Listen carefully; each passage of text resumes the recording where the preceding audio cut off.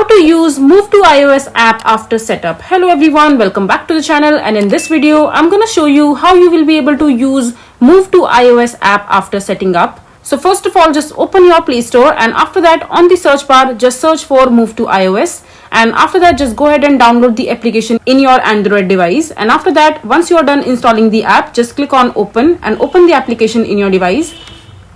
And here you need to click on the agree icon and accept the terms and condition of Move to iOS application. And here it says that to use this app to transfer messages, photos and more from this Android device to a new iOS device, just click on continue.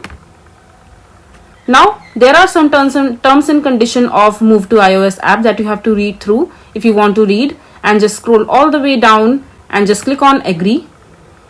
And now it says that to help improve the Move to iOS app and Apple products, services and technology by sending aggregated. And now on this page it is asking you to set up your Move to iOS device. So by choosing the automatically send, you consent to Apple using the data in accordance with the Apple privacy policy. So you can either go ahead and choose the automatically send option, or you can choose don't send.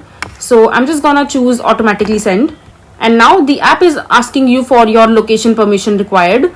So in order to transfer your data from your Android device to your iOS device, you need to enable the permission for your iOS device and your Android device through which you are sending the content. Just click on continue.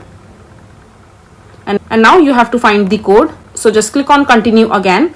And now what you have to do is just enter your iOS code right here. To continue setup, enter your single use code from your iOS device in order to connect both the device successfully, in order to transfer your data, your messages and your pictures, or any other profile or any other document that you want to transfer from your Android device to your iOS device. So this is basically how you will be able to use Move to iOS app after setup. I hope you find this video to be helpful. So that is it for this video. If you find this video to be helpful, make sure to hit that like button and don't forget to subscribe to our channel for more such informative videos, and I'll see you the next time.